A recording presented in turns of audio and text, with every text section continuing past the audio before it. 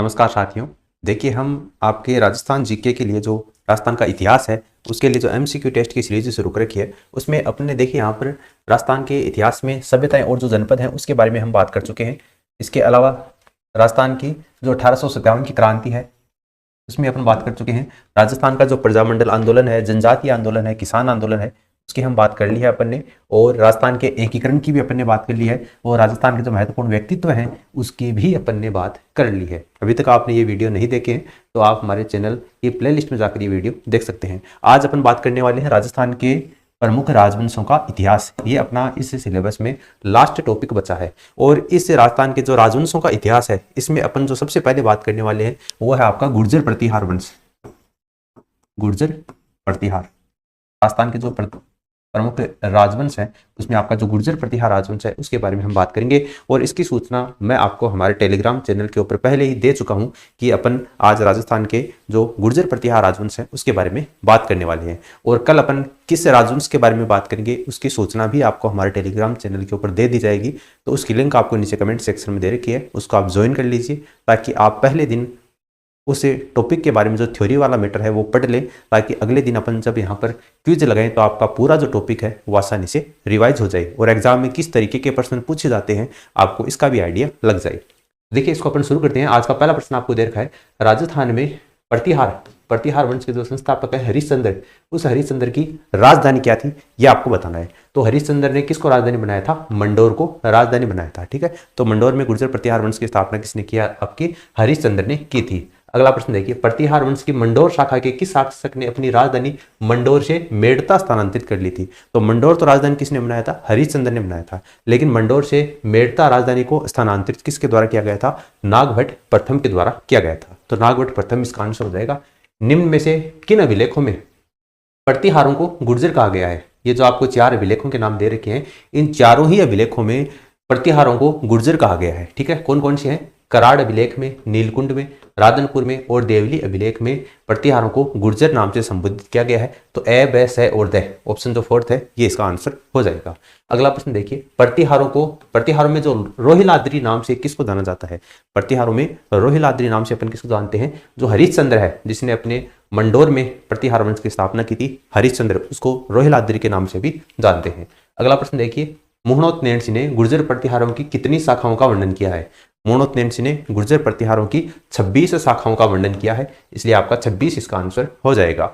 आदिवराह की उपाधि जिस शासक की थी उसका नाम आपको बताना है। तो आदिवराह की उपाधि किसने धारण की थी? आपकी मिहिर भोज यानी भोज प्रथम ने धारण की थी, भोज प्रथम ने। तो मिहिर भोज क्या हो जाएगा? इसका राइट आंसर हो जाएगा। ठीक है, आदिवराह की उपाधि किसकी थी? मिहिर भोज की, जबकि जयवराह की उपाधि वत्सराज प्रतिहार की थी। ठीक है, अगला प्रश्न देखिए, चीनी यात्री जिसका आपको नाम बताना है जिसने भीनमाल की यात्रा की थी, भीनमाल जालोर की यात्रा की थी, कौन सा चीनी यात्री था?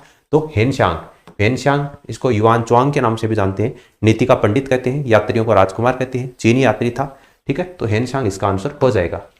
महान संस्कृत का कवि राजशेखर किसके दरबार में था? यानी महान संस्कृत का जो कवि है राजशेखर, ये किसके दरबार में था ये आपको बताना है। काफी इंपॉर्टेंट ये कवि है क्योंकि ये आपका महेंद्रपाल प्रथम के दरबार में था। हालांकि महेंद्रपाल प्रथम के बाद में आपका जो शासक बने थे जिसमें आपका महिपाल पर शासक आता है उसके दरबार में भी था, लेकिन ये मुख्य रूप से अगर देखा जाए तो आपका ये महेंद्रपाल प्रथम के दरबार में था और यही इसका करेक्ट आंसर होगा। अगला प्रश्न देखिए, प्रतिहार वंश का अंतिम शासक कौन है? प्रतिहार वंश का अंतिम शासक कौन है आपका? तो यशपाल। ठीक है, यशपाल गुर्जर प्रतिहार वंश का अंतिम शासक है, जिसके कालक्रम के बारे में बताया जाता है कि 1027 से लेकर 1036 ईस्वी तक लगभग इसने शासन किया था। हालांकि इसका कालक्रम आपसे कोई नहीं पूछने वाला है, केवल पूछेंगे तो इतना ही पूछ सकते हैं कि प्रतिहार वंश का अंतिम शासक कौन था, तो आपका यशपाल हो जाएगा। पूरे भारत में प्रतिहार वंश का अंतिम ये शासक था। अगला प्रश्न देखिए, किस प्रतिहार राजा के काल में ग्वालियर प्रशस्ति की रचना हुई थी? तो अपन बार बार पढ़ते हैं, जब राजस्थान का इतिहास पढ़ते हैं तब अपन उस समय पढ़ते हैं कि मिहिर भोज की ग्वालियर प्रशस्ति में, ठीक है, मिहिर भोज की ग्वालियर प्रशस्ति में इसका उल्लेख है, उसका उल्लेख है। तो मिहिर भोज की ग्वालियर प्रशस्ति इसका मतलब आपका भोज प्रथम यानी मिहिर भोज। ठीक है, मिहिर भोज इसका राइट आंसर हो जाएगा। गुर्जरों को हराने वाले शासक कौन थे? गुर्जर प्रतिहार को हराने वाले शासक कौन थे? इसमें आपको प्रभाकर वर्धन और हर्षवर्धन दोनों अगर ऑप्शन में मिल जाए तो आपको प्रभाकर वर्धन ही करना है। अगर Prabhakar Vardhan by the option में ना हो तो उस स्थिति में आप हर्षवर्धन कर सकते हैं, लेकिन प्रभाकर वर्धन क्या हो जाएगा? इस क्वेश्चन का राइट आंसर हो जाएगा। एग्जाम में सारे पूछे हुए प्रश्न नहीं है। अगला प्रश्न देखिए, गुर्जर प्रतिहार वंश का प्रथम योग्य और प्रतापी शासक कौन था? वैसे मंडोर में हरिश्चंद्र ने गुर्जर प्रतिहार वंश की स्थापना की थी, लेकिन आपका प्रथम प्रतापी और योग्य शासक कौन था? आपका नागभट्ट प्रथम। क्या होगा इस प्रश्न का राइट आंसर हो जाएगा। ठीक है, नागभट्ट ने मंडोर से मेड़ता राजधानी स्थानांतरित की थी। अगला प्रश्न देखिए, किसके शासनकाल में कन्नौज को लेकर त्रिपक्षीय संघर्ष की शुरुआत हुई थी? अब आपको एग्जाम में यह भी पूछा जा सकता है कि त्रिपक्षीय जो संघर्ष है वो कौन कौन से वंश के बीच में हुआ था? तो राष्ट्रकूट, प्रतिहार और आपका पाल। राष्ट्रकूट, पाल और प्रतिहार, इन तीनों के बीच में त्रिपक्षीय संघर्ष की शुरुआत हुई थी। और किसके शासनकाल में हुई थी? तो वत्सराज प्रतिहार के शासनकाल में त्रिपक्षीय संघर्ष की शुरुआत हुई थी। अगला प्रश्न देखिए, किस प्रतिहार शासक के शासनकाल में उद्योतन सूरी नाम का व्यक्ति था जिसने कुवलय नामक ग्रंथ की रचना की है, जिसमें 18 भाषाओं का वर्णन है? ठीक है, मरु भाषा का उल्लेख सबसे पहले इस कुवलय माला ग्रंथ में ही मिलता है। इसके लेखक कौन है? उद्योतन सूरी हैं। ये उद्योतन सूरी इनमें से किस शासक के दरबार में थे, ये आपको बताना है। इसके अलावा जो जिनसेन सूरी हैं, जिनसेन सूरी,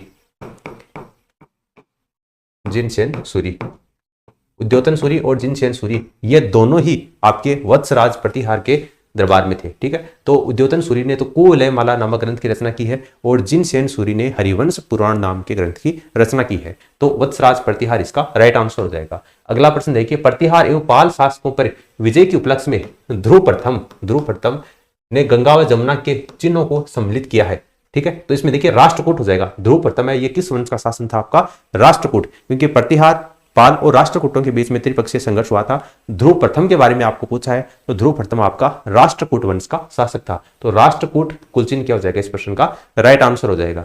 अगला प्रश्न देखिए, जोधपुर से प्राप्त घंटियाल शिलालेख से किस प्रतिहार राजा के बारे में जानकारी मिलती है? जोधपुर से जो घंटियाल शिलालेख मिला है ये किस शासक के काल का है, ये आपको बताना है। तो ये 861 ईस्वी का है। ठीक है, 861 ईस्वी का है। और 861 ईस्वी में शासक कौन था? गुर्जर प्रतिहार वंश का कक्कुक था। ठीक है, कक्कुक क्या हो जाएगा इस प्रश्न का राइट आंसर हो जाएगा। 6वीं शताब्दी के आसपास गुजरात प्रदेश पर किसका शासन था?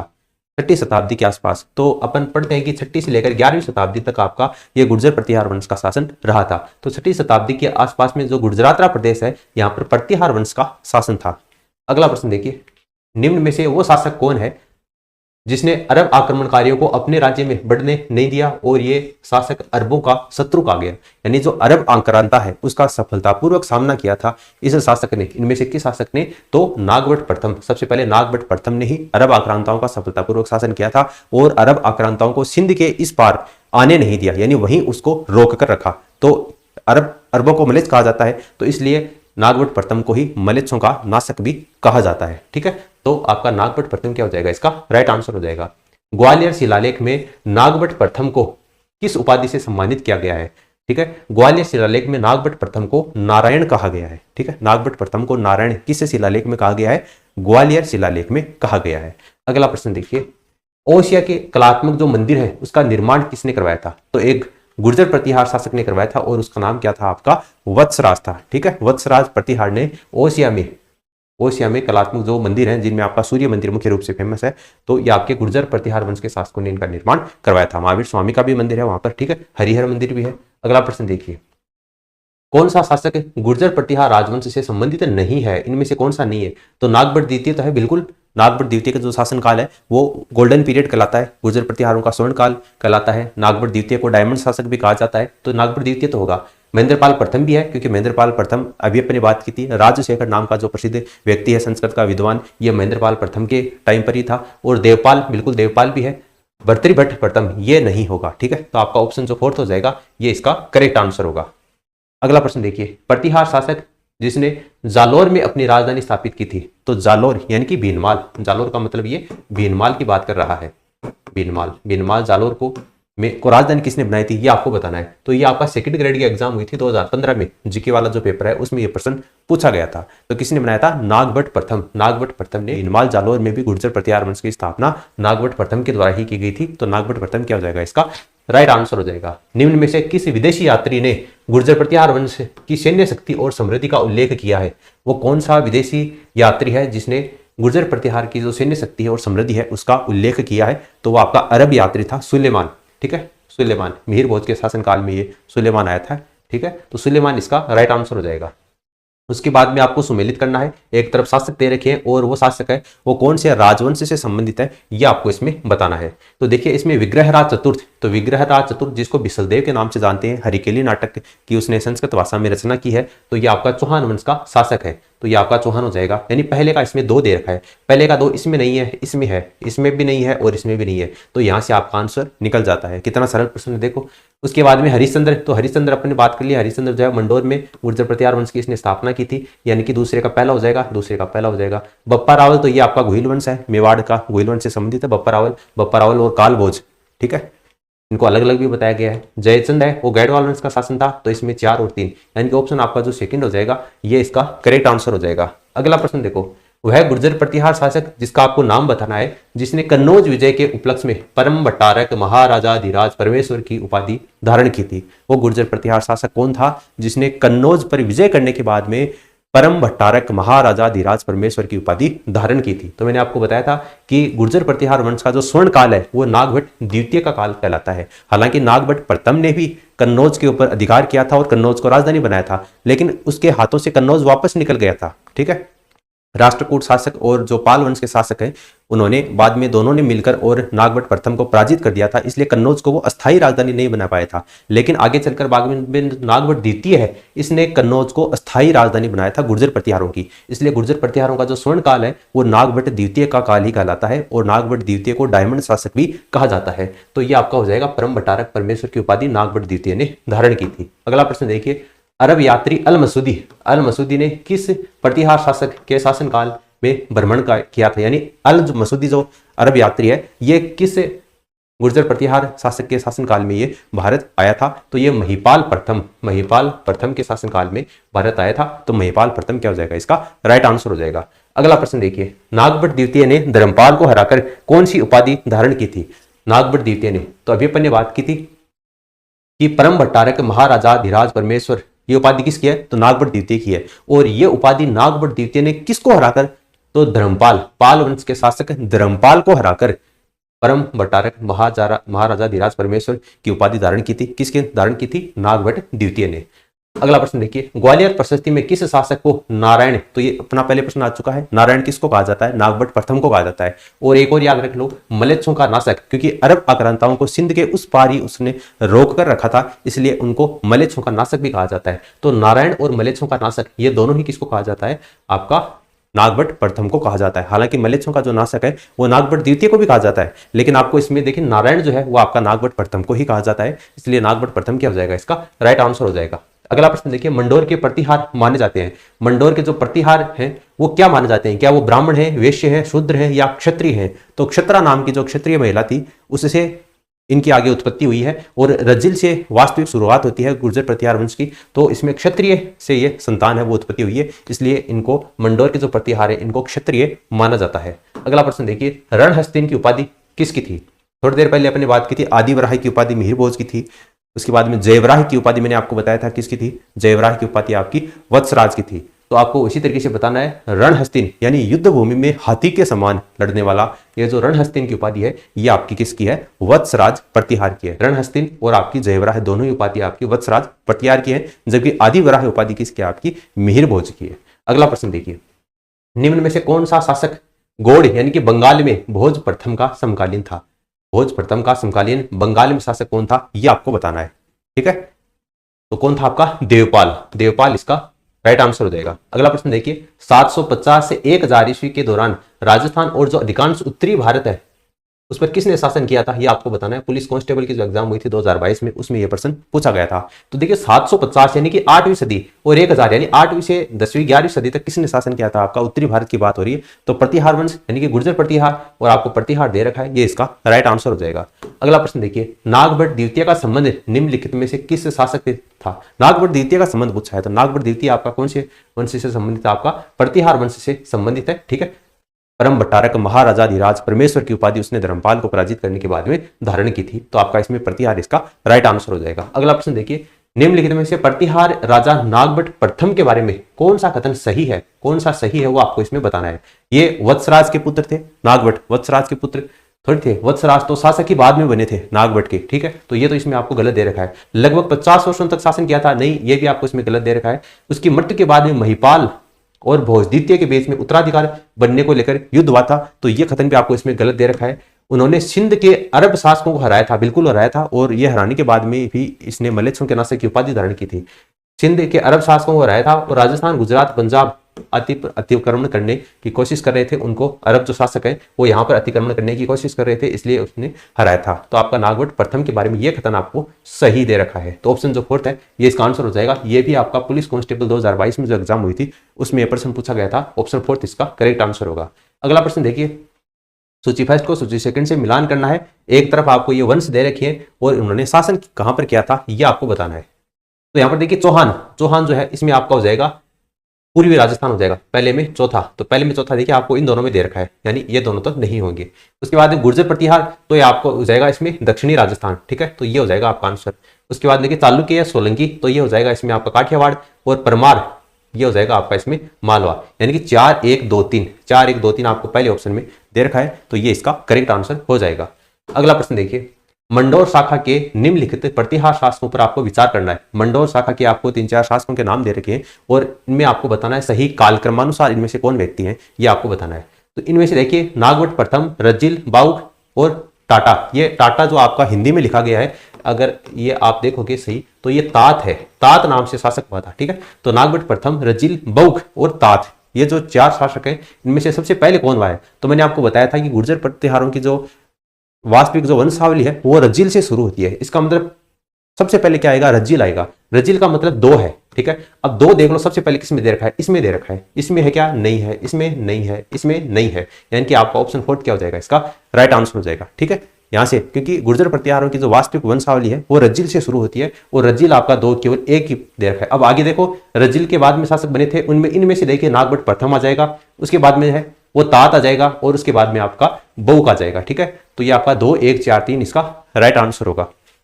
अगला प्रश्न देखिए, प्रतिहारों की कौन सी शाखा सर्वाधिक पुरानी मानी जाती है। प्रतिहारों की कौन सी शाखा है जो सबसे पुरानी मानी जाती है। तो हरिश्चंद्र ने जिसकी मंडोर में स्थापना की थी वो सबसे पुरानी मानी जाती है, तो मंडोर शाखा इसका राइट आंसर हो जाएगा। गुर्जर प्रतिहारों की राजधानी किस स्थान पर थी, जो जालोर में भीनमाल का एक पुराना नाम भी था। देखो कितना अच्छा प्रश्न पूछा गया है, यानी कि ये आपको पहले दे दिया कि भीनमाल जालोर में आपके गुर्जर प्रतिहार वंश की स्थापना की गई थी, लेकिन आपको यह बताना है कि भीनमाल का प्राचीन नाम क्या है, ठीक है। ये आपको इसमें पूछा है, ये पुलिस कांस्टेबल के एग्जाम में ये प्रश्न भी आया था। तो भीनमाल है उसको अपन श्रीमाल के नाम से पहले जानते थे, यानी भीनमाल का पुराना नाम क्या है आपको इस प्रश्न में ये पूछा गया है, तो श्रीमाल इसका राइट आंसर हो जाएगा।